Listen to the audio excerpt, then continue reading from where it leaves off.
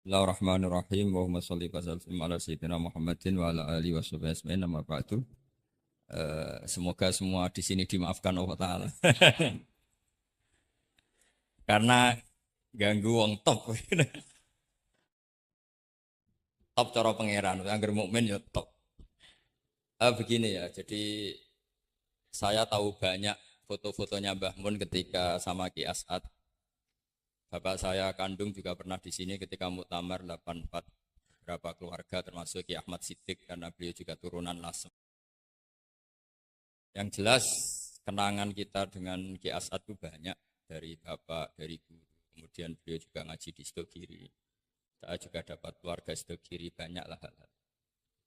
Tapi yang saya pastikan memaklumatkan diri sebagai Mahat Ali itu entah keangkuhan, entah jujur. Karena Ali itu maknanya kelas tinggi. Kelas tinggi itu bisa kelas tinggi ilmunya atau kelas tinggi ya macam-macam.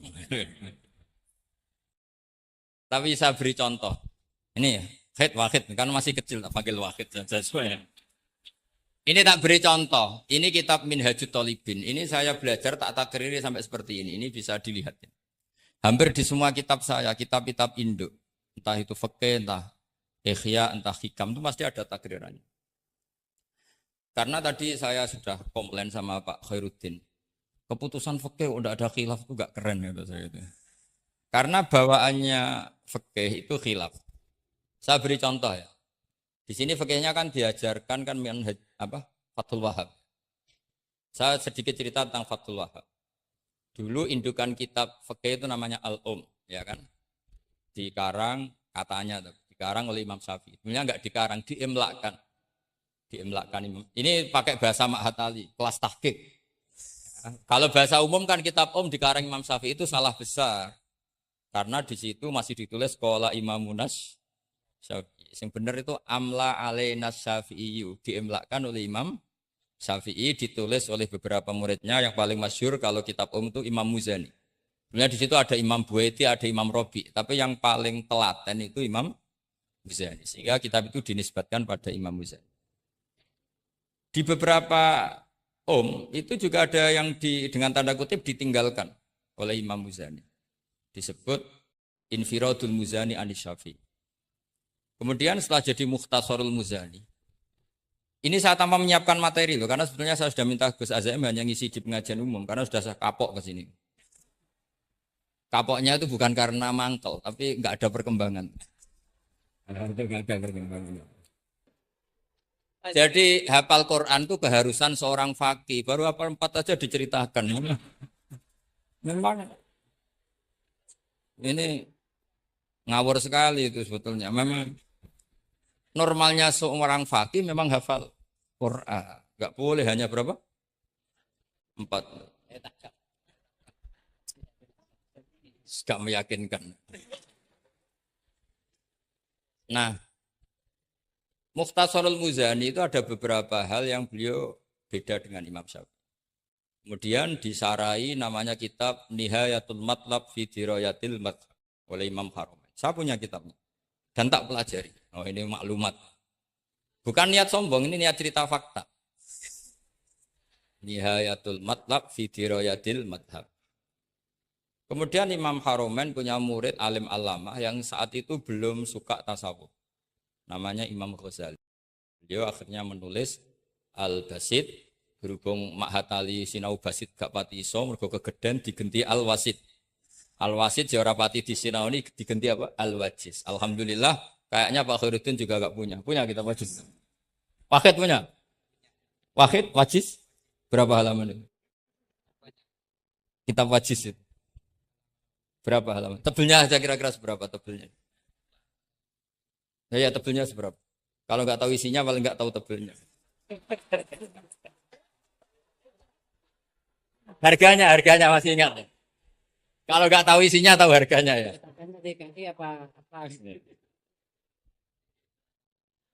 Iya, ya, ingat ya. Kalau uang ingat ya. Jadi bawaannya orang nggak bakat soleh itu kalau uang itu ingat.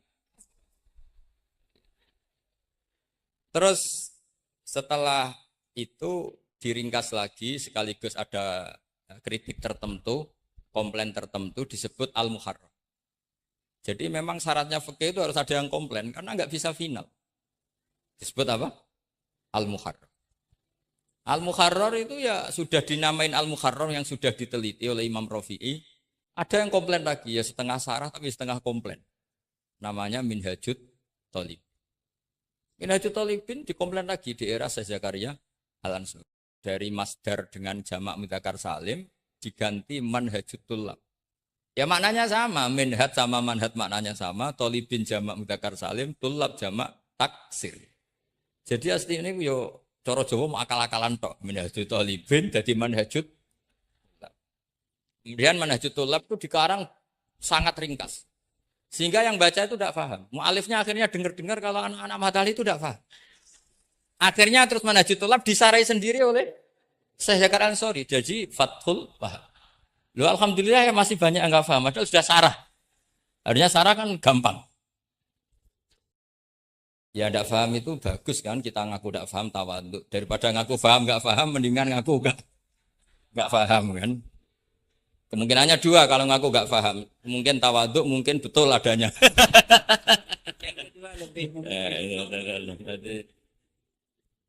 Nah saya cerita sedikit tentang kenapa fikih itu harus ada dan selalu ada khilaf. Karena itu masalah furu'iyah. Apa? Saya beri contoh, ini kitab Minhajut Thalibin. Dan saya punya catatannya banyak. Oh sampai gini, sampai sarah-sarahnya punya. Catatannya ya banyak. Saya bangun tidur saja bisa, saking seringnya belajar. Dan saya alhamdulillah tidak punya masalah ingatan. Jadi kadang banyak guru punya masalah apa? Ingatan. Tapi tidak perlu dianggap harus kemana gitu, ke rumah sakit apa, tidak perlu, nggak ingat. Misalnya sampai tak kasih tahu, siapa paling pintar jagomu tak bedaan. Yang namanya sujud misalnya. Sujud itu apa coba? Secara lughat. Wat'ul jabhah alal ardi. Sehingga Imam Rafi'i berpikir sujud itu asal ada wat'ul jabhah alal ardi ya sah adanya. Dan beliau mengklaim, ini saksinya Pak Khairuddin ini, wasabe as-sujud wa aqalluhu mubasyaratu ba'di jabati musallahu. Ya. Beliau hanya mengatakan wala yajibu wat'u yadaihi wa rukbataihi wa qadamaihi fil azhar. Wala yajibu. Ini kalau enggak percaya, paman baca. Maksud tarahum bisa ya? Coba baca. Wala yajibu coba wat'u yadaihi pakai nada Indonesia jangan nada negara sebelah coba. Wala yajibu waruk bataihi wa qadamaihi fil ard. Jadi menurut Imam Rafi'i ketika sujud itu tidak harus watul yad, tidak ada watul rukbah, tidak ada watul. Nah, karena secara lughat yang namanya sujud itu ya seperti itu, watul jab. Dan sujud itu sudah dikampanyakan sedemikian rupa bentuk apa ketertundukan tertinggi yaitu dengan watul jab. Artinya posisi kepala di bawah pantat. Tapi terus Minhajut Thalibin, padahal Imam Rafi'i ketika ngarang itu menyebut fil adhar dalam kitab Al-Muharrar. Terus kultu kata Imam Nawawi al-adhar wujubuhu. Ya masyhur kan karena Imam Nawawi berdasar riwayat umirtu an asjuda ala sabati al-zumin al-jabha wal yaden warukbaten wal qadam. Saya baca lagi ya umirtu an asjuda ala sabati al-zumin apa al-jabha wal yaden warubaten wal qadamen. Nah, andekan Imam Rafi'i ketemu Imam Nawawi, kamu ikut kubu siapa? Nawawi kan? Nah, sekarang oke, berdasar riwayat dan praktek guru-guru kita semuanya seperti itu. Kalau sujud melibatkan 7, oke itu berdasar riwayat dan berdasar perilaku guru-guru kita. Oke, secara sanad kita tidak punya pilihan, pasti seperti itu. Ikut guru. Tapi kalau pertanyaannya dibalik, saya ulang, pertanyaannya dibalik. Min asbabir riddah itu adalah sujud lisonamin. Kira-kira kalau ada orang sujud hanya watul jabah lisonamin, sudah murtad apa belum? Murtad kan? Loh enggak, sudah murtad belum? Termasuk murtad kan sujud lisonamin atau li ghairillah. Kira-kira untuk murtad syaratnya melibatkan 7 anggota apa cukup watul jabah?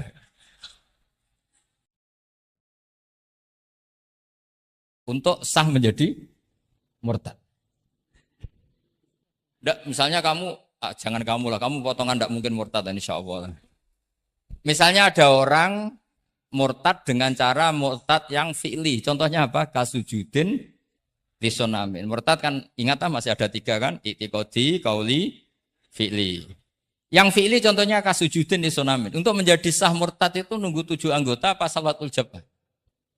Enggak jawab aja, ngawur saja kak, biasanya aja. Udah, enggak usah. Kan biasanya ngawur terus enggak apa-apa, masih anak-anak aja. Hati-hati aja tetap ngawur apalagi. Enggak, menurut kamu sudah murtad belum? Ya kan murtad kan? Artinya kalau itu sah untuk menjadi murtad, harusnya juga sah untuk menjadi sujud. Karena sama-sama simbol. Sujud watul jabah fakot ya simbol takzim ke Allah setinggi-tingginya. Kenapa menjadi murtad? Karena ini simbol hormat kepada sonam setinggi. Sehingga Imam Rafi'i berpendapat sujud itu tidak harus melibatkan anggota sujud. Ya kira-kira gitu lagi. Makanya tadi saya juga matur Mas Hasan. Piye kanyamu lah, guru keduren. Maca fikih ora ono khilaf iku fikih opo? Fikih ben seru itu harus ada khilaf. Ya ini sama yang baca supaya jadi seksi. Kalau menurut Imam Rafi'i enggak ya harus jadi wala yajibu. Enggak akan keliru. Tadi kan sudah tak baca. Wala yajibu wad'u yadayhi wa rukbatayhi wa qadamaihi fil adhar. Qultu al-adhar wujubuhu. Ya kan sama-sama bilang al-adhar. Imam Rafi'i bilang tidak wajib ya al-adhar. Imam Nawawi bilang wajib ya al-adhar. Kamu partai mana? Ditutup wallahu a'lam. Oh.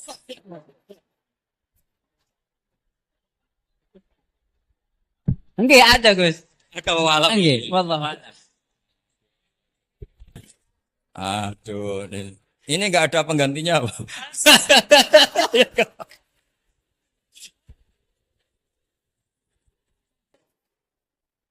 Jadi fikih itu mau tidak mau harus khilaf karena sudut pandangnya seperti itu. Misalnya sopan itu baik. Misalnya saya di sini, kiai kamu saking sopannya itu dodok mulai sana itu bagus. Tapi nak kiaimu apa kepleset terus kue sopan. Sedang kiaimu kesemper lagi dok. Sehingga kita sebagai kiai itu mikir sopan itu bagus. Tapi kalau berlebihan kan tidak efektif kan. Cong aku pengen jedeng tuntun kayak kokono. Kalau sini tuh kan deprok terus melaku ke sini. Jadi makanya ya kita harus ngeritik juga. Sopan berlebihan juga akhirnya ada efektif. Cong sedang kiaimu tiba mati kayak lagi dok kan gitu kan. Nah, sekarang perempuan juga gitu. Mbak-mbak yang cantik tuh baik sopan apa baik tidak sopan? Baik tidak sopan. Karena kalau sopan sama Pak Wahid, ayo sopan. Mesti eleng terus raiso tuh. Tapi nak rasopan, seneng aku, gaji ini Mahatali mau piro. Itu langsung lupa. Dan itu bagus karena melupakan Nah, lo betul ini kan katanya tadi siapa yang hafal Quran? Ya nisa an-nabi lastunna ka ahadim inan nisa. Ini taqaitunna fala takhdu'na bil qaul fayatma alladhi fi qalbihi mar. Wahai orang-orang yang cantik, kalau ketemu lelaki itu jangan terlalu sopan. Fala takhdu'na bil qaul. Kalau ngomong jangan terlalu khudu karena bawaannya lelaki yang fi qalbihi maradun, khudu itu dianggap mau. Dan tadi ada Mbak cantik sama Pak Khairuddin atau sama Pak Wahid sopan. Mohon kalau derek guru mawon, mesti pikirannya, oh maksudnya gelem tak wayo, mesti asal maksudnya derek itu menderek mata pelajaran. Tapi utek-utek begini itu kan, yang fikol dia apa, marot, contoh saja loh. Tapi bisa fakta. Itu mesti pikirannya itu kemana-mana. Mohon kalau derek Pak Wahid mawon, ngomong mau ngayu, nak sengaja kan rati pikir.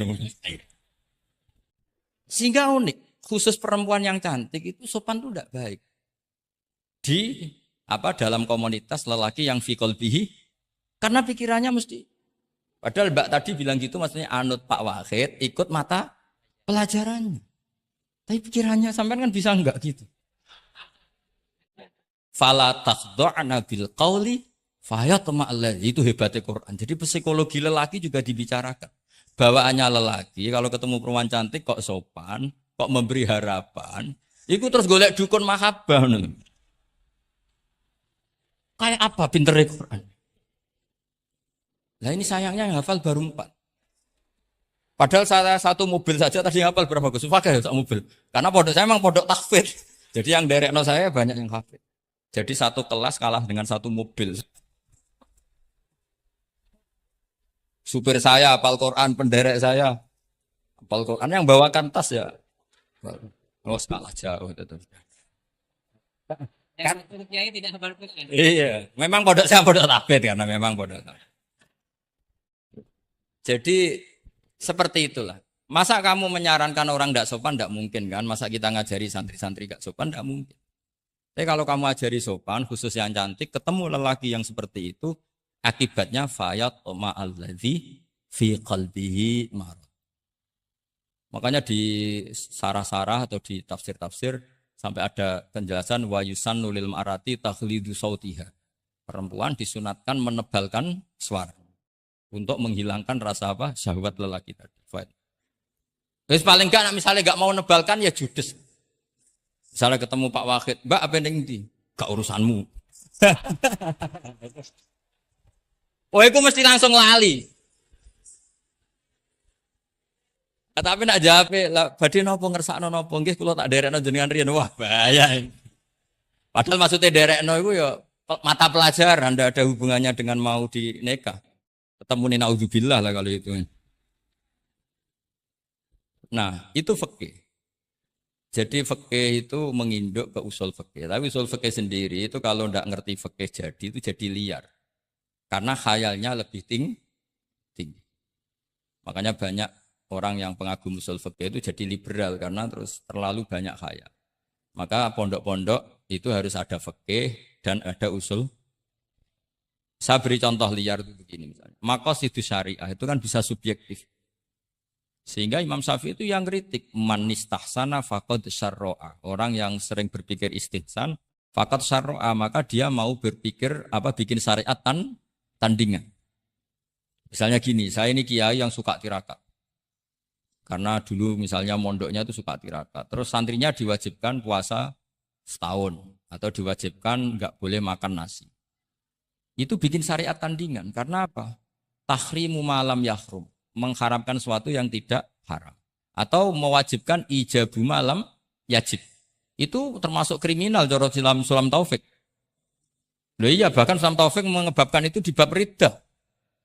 Saya ini sudah tak toleransi, temu tak tulis minal kabair. Kalau di Sulam Taufik dimasukkan bab riddah. Karena ijabu malam yajib berarti bikin syariat. Atau tahrimu malam yahrum juga artinya bikin. Tidak tahu, guru di sini biasanya tahrimu malam yakrum apa tahrimu malam yuharram. Umumnya bacanya apa? Bisa dua. Ya rodok maju berarti murid semuanya. Nah, tapi kamu tidak bisa menyalahkan kiai-kiai yang mengharuskan muridnya tirakat karena itu cara untuk kasrus syahwah misalnya, untuk memecah syahwat. Tapi tetap saja nggak boleh mewajibkan karena nanti ada syariat tandingan. Nggak boleh. Syariat ini sudah sempurna, nggak boleh ada syariat baru. Yaitu disebut ijabu malam yajib atau tahrimu malam yahrum. Maka kata Mbah Mun, resikonya jadi kiai ngalim. Mbah Mun sering guyon gitu. Aku kiai ngalim jadi ribet. Apa ngaramno rokok sing darani halal yo akeh. Di halal no cah cilik-cilik. Rokok.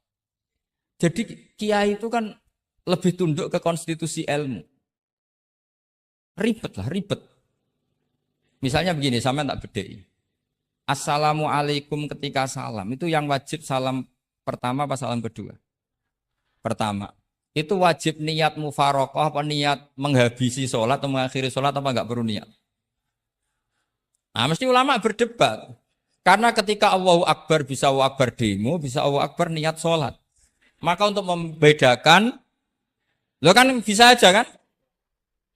Demo itu udah harus berontak enggak? Misalnya kamu ngerti perempuan yang kamu cintai, ternyata omongan Pak Guru Khairuddin kan Allahu Akbar, guru kok ngono kan gitu kan.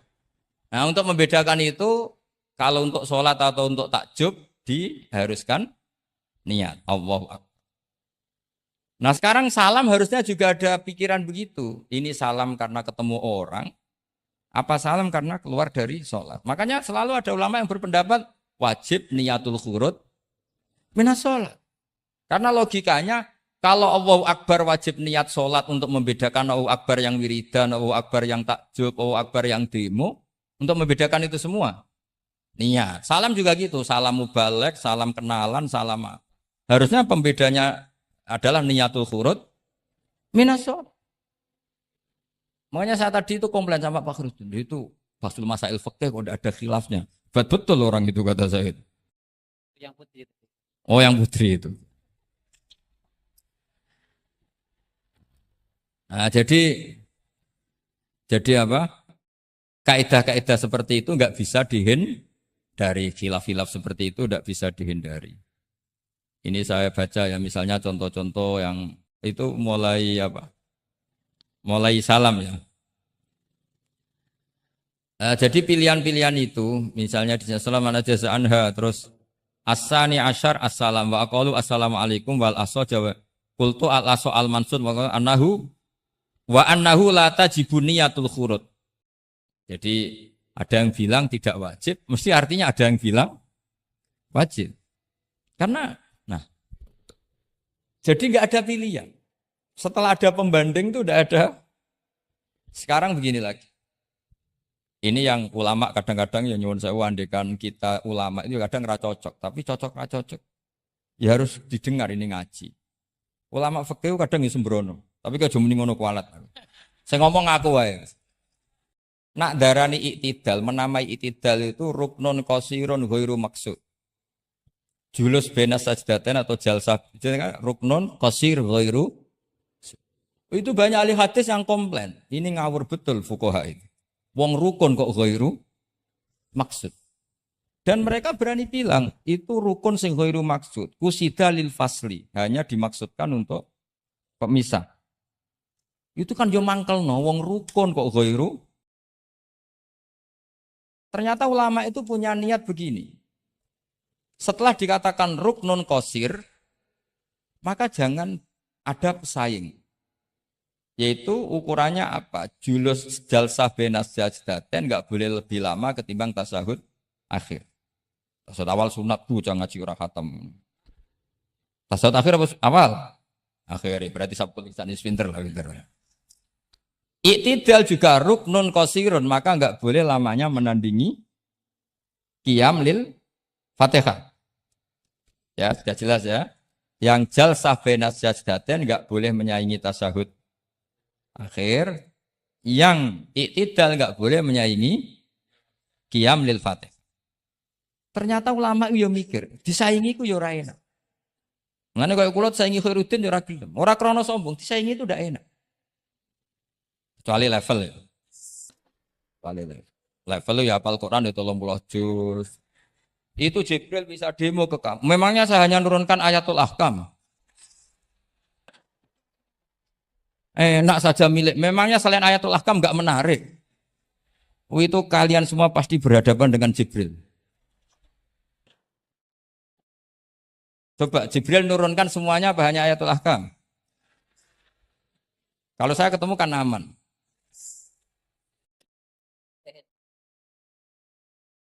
Iya bahaya kamu itu. Nah, ketika wajib gak mau disaingin, ini ternyata menginduk ke mazhabnya Abu Bakar. Abu Bakar As-Siddiq. Di antara sifat Allah paling keren itu la syarikalah. Di mana-mana zat yang top itu gak mau saingan. Dan itu normal karena memang gak ada yang setara dengan Allah. Suatu saat Abu Bakar itu pulang. Ini nanti saya cerita fikih banyak. Kamu pasti setelah ini tambah pinter, tak jamin. Bukan barokahnya saya lah, barokahnya Mbah Mun, barokahnya Mbah As'ad. Gitu. Tapi kena ras sombong yang termasuk barokahku lah gitu ya. Kamu tidak sombong, tapi sombong juga gak apa-apa. Terus biasa salah, orang salah sombong salah liane. Abu Bakar pulang. Di situ itu istrinya menyediakan beberapa makanan untuk sahur. Itu marah besar. Apa kamu mau menandingi Ramadan sehingga puasa sunat aja persiapannya seperti ini? Bahkan sebagian riwayat itu beliau memukuli kidrun, jadi itunya ada yang dirusak lah kira-kira. Ini dengerin betul, nanti akibatnya di fikih. Makanya di fikih apa? Sholat fardu itu nggak mau kesaingan. Sholat fardu wajib qiyam liqadirin. Nggak boleh sholat sunat bersyarat begitu. Harus sah ku'ud meskipun ma'al kudroh. Karena fardu itu gak mau saingan. Jadi fardu ya rada egois kira-kira gitu. Nah, mesti sama lagi krungu iki gitu. Maksudnya sering roh hukumnya tapi baru tahu logika ini. Loh aku rasul don soal yakin. Soal yakin.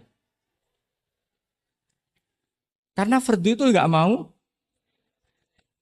poso fardu wajib tabyitun niat. Nginep non niat mulai malam. Poso sunat. Tidak. Ketemu jam 9 kamu belum makan, belum ada dukhulu syai'in fi jawfika. Terus niat puasa sah enggak? Sah. Ada bedanya enggak fardu sama sunat? Ada. Salat fardu wajib itmam. Puasa wajib itmam. Puasa sunat amiru nafsi.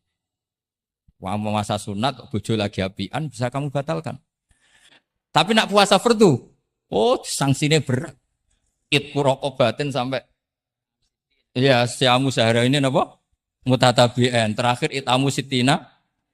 Tapi kalau puasa sunat amiru nafsi, kamu terus monggo, ndak terus. Intinya fardu itu nggak mau disaingin. Berarti itu fardu egois kata saya. Nah, Abu Bakar sampai begitu. Ono wong poso sunat kok sampai nyiapno buka, nyiapno sahur, marah. Bahkan marahnya nggak sekedar di hukumnya, di perlakuannya. Kamu itu memperlakukan puasa sunat aja kok kayak memperlakukan fardu. Hanya di menunya, di persiapannya. Dan ternyata Imam Syafi'i benar, ternyata di hukumnya juga harus beda. Misalnya tadi, qiyamul qadir fil fardi wajib qiyam. Tapi kalau sholat sunat, boleh qu'ud walau ma'akul kudroh alal qiyam. Jadi ini ulama. Ini perpaduan usul fikih dan fikih. Jadi fardu itu ya agak angkuh lah kira-kira gitu. Angkuh itu kalau baik namanya izzatun nafs. Memang harus beda. Nah di sini. Nah di bab zakat juga sama. Ukuran wajib itu apa? Akhdhal imamu kohron atau layuk ta'u yadu sariki. Dan kita tambah pinter. Tetap goblok ya orang bobong zaman akhir. Tapi kita tak pinter no sidik. Ketika seseorang diputuskan wajib zakat, kok tidak mau zakat? Efek hukumnya apa? Akhdhal imamu kohron. Imam boleh ngambil paksa. Atau kalau mustahik itu nyuri, dengan kadar yang memang jatahnya latuk to'u yadu. Mergo ono syubhatul milki. Jadi, paham ya? Jadi sampean misalnya fakir, tanggane Pak Khalidin gak gelem zakat, nyolong jatah. Andaikan dia lomo mustahik kamu itu dapat sekian. Itu enggak boleh dipotong tangannya karena kamu ngambil jatah. Jadi sekali diputuskan wajib itu punya akibat akhdhal imamu kohron atau latuk ta'u yadu sari. Jadi itu fikih. Jadi fikih itu konsisten. Nah sekarang yang dikatakan fikih itu ainut ta'ah apa sawab, apa hak. Nah, itu yang ulama berdebat. Sekarang misalnya sampean tak bedheki begini. Sing darani salat sing sah iku madhep kiblat. Betul kan? Ya, betul. Masih ingat ya? Sekarang madhep kiblat itu menjadi baik karena nurut Allah apa karena madhep kiblat? Karena nurut Allah. Sehingga semangat fikih semangat taat ning Allah. Falau sholla arba'a raka'atin bi arba'i jihadin itu enggak perlu i'adah. Karena ketika aku istihad sana itu kiblat, rakaat kedua rubah ke sana, rakaat ketiga rubah. Allah ngitungnya, saya iku capek oleh kepin roh kiblat tenanan nganti spekulasi ping 4. Artinya apa? Karena kadang Allah itu butuh taat apa butuh kasile. Butuh taat. Nah ini yang paling angel. Tapi di dalam banyak hal kaidah fikih itu al-ibrah bima fi nafsil amri. Kadang bima fi dzonil mukallaf wa bima fi nafsil amri. Kadang mu al-ibrah bima fi dzonil mukallaf la bima fi nafsil amri. Jadi selalu fikih itu khilaf. Fikih yang furu'iyah maksudnya, yang furu'iyah. Ini kadang-kadang rada angel. Nah sekarang misalnya seperti itu, ijtihad tadi. Ijtihad itu apa coba? Ya tadi, ketika Anda sholat madhep sana, terus taghayyara ijtihaduka dan memutuskan kiblat ke sana, kamu harus nuruti ijtihad kamu apa enggak? Harus nuruti kan? Karena kalau kamu teruskan di rakaat kedua madhep sana, berarti kamu ibadah dengan cara yang kamu yakini salah. Maka harus rubah. Akhirnya ada kaidah al-ijtihad la yunqadu ijtihad. Kok ijo. Yo pinter iso nerusno. Nah, ternyata itu sudut pandang kalau dengan kaidah itu sehingga lau shalla arba'a raka'atin bi arba'i jihatin sohat sholatu. Tapi kalau dibalik al-ibrah fil ibadah itu bima fi dzanil mukallaf wa bima fi nafsil amr. Nah kalau anda kan sudut pandangnya pakai kaidah itu berarti kan pasti ada 3 jihad yang salah. Pasti apa mungkin? Pasti. Nah kenapa di bab al-ijtihad itu ditoleransi? Padahal jelas yang 3 ini tidak fi nafsil amr. Lagi-lagi tidak semua ulama cara pandang sama. Yang satu pakai kaidah ini, yang satu pakai kaidah. Makanya saya sering mencontohkan berkali-kali. Kalau kamu ingin sowan saya nggak apa-apa, tetap baik. Karena kemungkinan seneng kiai ya dua. Dulu saya sering bercerita. Ada tabiin tanya sama sahabat, bagaimana wajah Rasulullah Shallallahu Alaihi Wasallam. Tabiin ini nangis. Wallahi saya ini saking hormatnya, saking haibahnya Rasulullah, saking hormat saya tidak pernah berani melihat wajah beliau. Saya sowan juga agak berani karena takut ganggu. Jadi cara seneng kiai itu ya kadang nggak perlu sowan. Karena bawaannya itu ganggu. Loh misalnya saya ketemu anak istri saya kan asik, terus ketemu Wahid kan ya pusing. Jadi, Allahu Akbar. Provokator ini. Jadi justru saking takdimnya Rasulullah, pilihannya itu tidak sowan karena takut ganggu Rasul. Ada sahabat yang pilihannya sowan. Wong jenenge seneng ya sowan. Tapi kalau dibalik, jenenge seneng ya aja ganggu, ayo milih ndi. Ini dua mazhab yang sama-sama kuat. Jenenge seneng ya sowan, jenenge seneng ya aja ganggu. Ayo milih mana? Ada dua pendapat. Kenapa Anda begitu yakin dengan satu pendapat? Di Furu'iyah, saya ulang lagi di Furu'iyah. Ya, bukannya maklum nanti itu. Jadi tidak gampang. Sholat pakai pakaian resmi begini itu bagus. Pakai jubah, kamis, atau pakai hem, pakai sarung itu bagus. Tapi andaikan Nabi selalu sholat demikian, itu bahaya. Saya ulang lagi bahaya. Bahaya bagi syariat ini. Ini saya niat ngajarin gurunya, bukan anak-anak. Suatu saat Jabir bin Abdillah, kalau kamu baca lihat di bab sholat di Bukhari atau di Kitabul Ilmi, ilmu fi sholat maksudnya. Itu Jabir bin Abdillah itu pernah datang ke masjid pakai gamis, pakai baju resmi, imamahnya dicopok, kamisnya dicopok, semua dicopot terus sholat hanya pakai sarung tok, izarin wahid, terus akidan torofaihi ala atikihi. Ini kayak orang sarung satu di akidan torofaihi ala atiki terus sholat. Geger sahabat tabiin, kan ini era tabiin, geger tabiin. Ungzur ila sahibi Rasulullah, lihat tuh sahabatnya Nabi. Sholat kok model kayak gitu. Ketika Pak Khairuddin sudah sholat dengan segala penampilan, jubahan, terus pakai imamah, dehem dari belakang, orang minggir semua sudah top lah pokoknya, sudah top pokoknya. Ini sahabatnya Nabi. Terus ketika sahabat mulai dan nyun sewu, beliau ngendikannya agak kasar. Saya melakukan ini, saya cek nanti di Bukhari. Kalau ada Bukhari juz 1 ambilkan, nanti bacakan. Apa cukup nanti tanya gurunya? Tanya saja nanti ya. Kalau 5 menit menemukan berarti dia sudah paham. Kalau ngasih waktu 1 hari masih cari-cari berarti. Ukurannya gampang. Kalau saya setengah menit langsung ketemu. Nanti ya cukup gurunya ya. Nanti kasihkan. Kalau bilang besok berarti belum tahu. Tapi kalau 5 menit kok ketemu ya sudah lumayan. Kata Jabir bin Abdillah, saya melakukan ini liyaroni al-ahmak misluk. Keras sekali. Saya melakukan ini supaya orang ahmak kayak kamu itu tahu. Ahmak itu terjemahnya nggak usah diterjemah. Ya pelai jahil atau teman akrabnya apa? Jahil. Jahil yang agak kebablasan itu namanya apa? Ahmak. Jahil yang ya sudah seperti itu. Ternyata itu berkahnya Masya Allah sampai sekarang. Beliau terus ngendikan, ra'aitu Rasulullah sallallahu alaihi wasallam yusolli hakadza, akidan tarafai izari ala atik. Andai kan itu enggak pernah dilakukan seorang sahabat yang bersaksi Rasulullah pernah melakukan itu. maka kita akan menganggap sholat jubahan resmi seperti itu menjadi syarat sah. Pakai hem seperti ini resmi menjadi syarat sah. Barokahnya itu diketahui, oh yang paling pokok itu satrul aurah, yaitu mabena surah warubah. Jadi tidak konsisten itu kadang penting untuk menjaga varian hukum. Loh, Nabi itu nggak pernah terawih. Andai kan Nabi terawih terus, maka akan dikira terawih itu wajib. Nah barokahnya nggak pernah terawih, itu kamu bisa nggak terawih kan gitu. Maksudnya ya boleh nggak terawih. Ya, kalau nanti pengurus mewajibkan, carikan takbir sulam taufik, ijabu malam.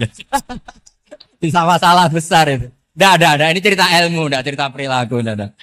Ini cerita ilmu, nggak cerita apa? Perilaku. Pak. Jelas kan? Jadi kadang seperti itu penting. Contoh lagi, dan ini sering saya utarakan. Ketika Nabi Fathu Mekah, tofa ashabu jami'an, itu musyatan. Semua ketika tawaf itu jalan kaki. Tapi Nabi itu unik. Tofa Rasulullah wahdah rokiban. Nabi tawaf itu pakai kendaraan unta. Yang lainnya musyatan, semuanya masin. Jalan kaki. Tapi Nabi malah tofa rokiban. Padahal jelas kaidahnya al-ajru biqadrit. Tapi andai kan Nabi kok tofa masyian, maka kita tidak tahu caranya tawaf. Tidak tahu hukumnya. Atau paling enggak nganggep bahwa syarat sahnya tawaf harus jalan. Tapi barokahnya Nabi tofa rokiban, akhirnya ada hukum, ternyata syarat sahnya tawaf tidak harus jalan, tapi boleh berkendara. Akhirnya kita tahu orang sepuh sedikit tawaf pakai kursi, roda pakai macam-macam. Jadi semuanya itu berkah, perbedaan itu berkah. Tapi yang baca harus orang alim. Kalau orang yang fikal bi marot ya, piye Nabi karep wong ya kon mlaku dene enak-enakan numpak. Ya ribet nek kena wong sing fikal bi marodun fazatahum wa marot. Jadi ribet ini ustadz satu ini ribet. Ya subuh kesiangan. Ini contohnya kok kayak perilakunya. Ini Kiai Hasan contohnya kayak perilakunya. Sholat itu ada waktunya. Sekali waktunya habis, normalnya sudah tidak wajib. Ya enggak? Kamu mau sekolah. Selesainya jam 12. Kamu bangun setengah 1. Harus sekolah pada usah. Karena momen sekali kelewat kan enggak bisa diulang. Kan?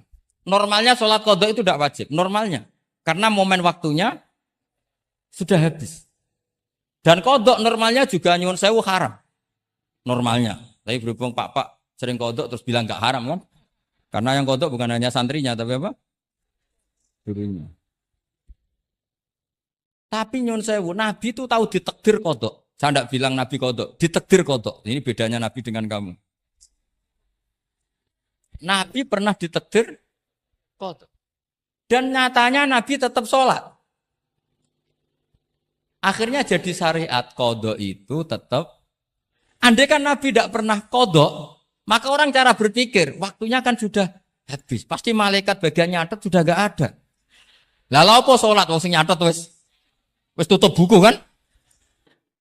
Karena logika waktu itu kalau momennya kelewat ya sudah normalnya. Tapi agama ini tidak seperti itu. Berhubung Nabi pas qadha juga salat.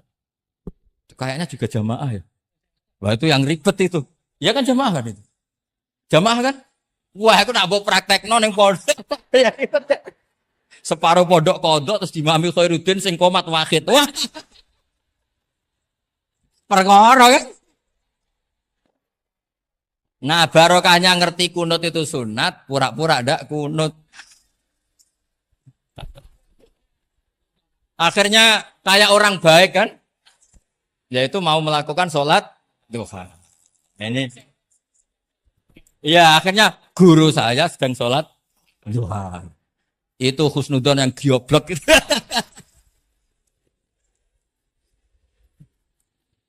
Jadi, lah itulah yang jadi analisis usul fikih. Jadi semuanya itu ada analisis. Saya ulang lagi, semuanya itu ada. Yang jelas itu di antara pantangan Islam itu ijabu malam yajib dan tahrimu malam yahrum. Karena manis tahsana faqad syarra'a. Dan Allah itu enggak suka ada syariat tandingan itu enggak suka. Karena bahaya kalau semua orang istihsan, bahaya. Saya pernah ini cerita nyata. Ada pengurus yayasan yatim piatu yang sehat. Saya ulang lagi yang sehat. Sehat yayasannya, sehat apa keuangannya, sehat perilaku. Datang ke saya minta doa, minta nasihat. Normalnya kan saya puji, tapi saya dingin saja. Saya bilang yayasan yatim piatu itu bagus, tapi lebih bagus lagi kalau dibiarkan. Karena anak-anak yatim ini kan milik keluarga. Setelah bapaknya mati, biasanya mbahnya ngerawat, Pak D, Pak Leknya rawat. Nah, dengan kamu ambil ke yayasan itu, dia tercerabut dari keluarga. Satu, Anda jangan merasa perilaku Anda atau solusi Anda atau amal Anda lebih baik. Bisa saja kalau di keluarga lebih. Tak beri contoh, anak yatim di kampung saya ini gendut-gendut. Karena dulu Pak D, Pak Leknya, mbahnya tidak pati sayang, barokah yatim sayangnya berlipat. Terus kedua, barokahnya di rumah makannya bebas. Kalau di yayasan kan harus pakai jam. Mana seneng cah cilik makan di jam. Jadi biar, ya nah ini lagi-lagi khilaf. Yang setuju yayasan yatim, yang sehat loh, kalau yang nggak sehat memang kita tidak cocok. Yang sehat, bayangkan yang sehat. Itu saja ada masalah. Karena tadi anak ini kan bagus, makanya Mbah Mun pernah dawuh. Ya yayasan yatim piatu itu ya apik, tapi gak oleh bocah tercerabut songko keluarga. Nah ini kalau kita mentasrek itu semua anak diambil terus gak tahu Pak D-nya siapa, mbahnya. Meskipun ditulis, tapi kan nggak semudah itu. Ingat kalau hanya sekedar di catatan dokumen kan. Tapi kalau dibiarkan di keluarga ngundang Pak D, Pak Le, Mbah dan sebagainya. Jadi nggak bisa misalnya kamu bahas masalah gimana hukumnya mendirikan yayasan yatim piatu. Kamu bilang sunat mutlak, nggak bisa. Karena di sini ada unsur tadi. Kak sampean mondok ini sunat apa enggak, Pak mondok? Ya bisa wajib, bisa sunat, bisa haram. Karena yang haram misalnya gini, kamu di kampung kamu itu andalan, tidak ada orang baik kayak kamu, tidak ada yang bisa ngaji kecuali kamu. Enak-enakan mulang ning pondok, mergo keren timbang mulang ning kampung, mau wong telu. Makanya Mbah Mun kalau guyon sama saya masih ingat betul lagi. Jadi kiai yo latihan ya. Aku tahu keliru kata Mbah. Tak pikir keliru apa? Anak perainan ditanya Mbah Mun, "Cung perainan kok ning pondok?" Mbah Mun sempat husnudzon kayak cah sregep, wong perainan kok ndak pulang. Ternyata, "Lho perainan kok ning pondok, Cung? Kok sregep temen?" "Mboten, Mbah, nate ngomah kan ngarit." Ternyata jadi husnudzon tuh kadang itu. Semenjak itu Mbah Mun kalau ada perainan, "Cung, mulai Cung ben kenal wong tuamu." Jadi malah dibalik. Iya kan kalau kelamaan ke pondok kan nggak roh asal usul orang tua sehingga tidak punya empati, tidak punya kasihan kan. Orang tuanya berjibaku ngarit apalah kerja apa. Lah ya artinya terus kamu tidak bisa. Semua santri yang perenan tidak pulang berarti santri baik. Sebetulnya tidak mesti juga. Santri takut ngarit kan gitu aja. Ini namanya sudut pandang gitu. Jadi masalah-masalah furu'iyah itu tidak bisa tidak seperti itu. Nah, sehingga kita tahu di kitab Mahali atau di kitab beberapa kitab fikih mesti kaul awal, kaul sani, kaul salis dan sebagainya. Karena ini masalah sudut pandang. Wali nikah misalnya. Wali nikah itu kalau fasik sah apa enggak? Wali mujbir. Ada ulama yang mengatakan kalau wali mujbir fasik tetap sah jadi wali. Likamali syafaqatih. Karena seorang wali ini pasti sangat sayang, meskipun fasik dia orientasi tentang anaknya tetap bagus. Ada yang bilang enggak. Kalau fasik harus dicabut hak walinya. Di mana-mana orang fasik sudah error. Jangan-jangan karena dia pemabuk atau karena dia tukang judi, pikirannya dapat menantu yang kaya meskipun tukang judi. Bahaya ini kalau diberi hak wilayah atau hak wali. Makanya ulama mengatakan sekali fasik dicabut. Nah ya yang satu memandang umumnya orang tua meskipun fasik tetap likamalis. Tapi kata siapa di sosial itu mesti semua orang begitu apa tidak mesti? Tidak mesti. Makanya kalau saya ini mengatakan cabut saja. Li'annahu la yu'manu ayadu'aha inda fasikin misli. Karena siapa yang bisa menjamin kalau dia tidak mengawinkan putrinya dengan orang fasik yang sejenis. Orang fasik pasti komunitasnya juga fasik. Dan dia nganggap orang fasik itu tidak problem, wong dia sendiri fasik. Wes dia untuk iki capek, jebule capek sing tahu ngutangi ning nggon judi. Karena dia punya ukuran apik versinya dia. Lagi-lagi fikih kok mujma' alaih mau piye. Yo. Yang furu'iyah maksud saya yang furu'iyah. Iki pinter toh cukup ya. Jam 45 menit. Mohon ngoten mawon. Assalamualaikum warahmatullahi wabarakatuh.